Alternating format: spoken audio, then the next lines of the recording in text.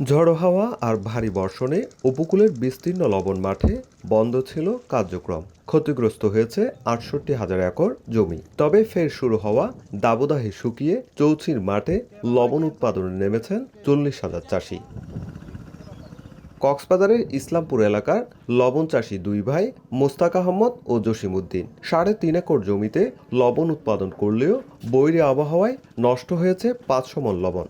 বড় ক্ষতির মুখেও থেমে নেই তারা। ঝড় বৃষ্টি দিয়ে লবণ হওয়া হতে 4-500 মণ লবণ আবাদ তুলিবার জন্য চেষ্টা করতেছি। এখন লবণ উৎপাদনের সবচেয়ে উপযুক্ত সময়, তাই ক্ষতিগ্রস্ত মাঠে নতুন করে তৈরি করা হচ্ছে বেড, বেছানো হচ্ছে কালো ত্রিপল, এরপর প্রবেশ করানো হচ্ছে লবণাক্ত পানি। টানা ৩ থেকে ৪ দিনের রোদেই উৎপাদিত হবে সাদা সোনা লবণ। তবে উৎপাদনে ফিরলেও স্বস্তিতে নেই চাষিরা। তাদের অভিযোগ, বাজারে প্যাকেটজাত লবণ প্রতি কেজি ৩০ থেকে ৪০ টাকায় বিক্রি হলেও মাঠ পর্যায়ে তারা পাচ্ছেন মাত্র ৫ টাকা, যা উৎপাদন খরচের অর্ধেক।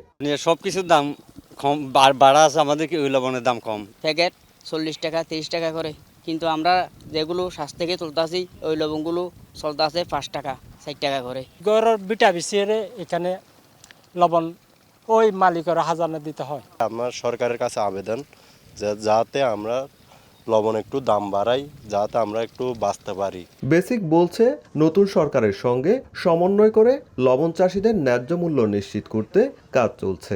ঊর্ধ্বতন কর্তৃপক্ষের সাথে এটা মিটিংয়ে এগুলো আলোচনা হবে যে কিভাবে আমরা চাষিদেরকে সহযোগিতা করতে পারি। চলতি মৌসুমে ২৭,১৫,০০০ মেট্রিক টন লবণ উৎপাদনের লক্ষ্যমাত্রা নির্ধারণ করা হলেও গত ৫.৫ মাসে উৎপাদন হয় ১৭,৫৯,০০০ মেট্রিক টন। আগামী ১৫ মে শেষ হচ্ছে মৌসুম। তবে আবহাওয়া অনুকূলে থাকলে মে মাস জুড়েই মাঠে থাকবেন লবণ চাষিরা। বৈরী আবহাওয়ার বিরতির পর ফের মাঠে নেমেছে লবণ চাষিরা।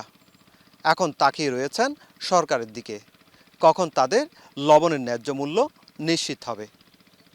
সুজাউদ্দিন রুবেল, সময় সংবাদ, কক্সবাজার।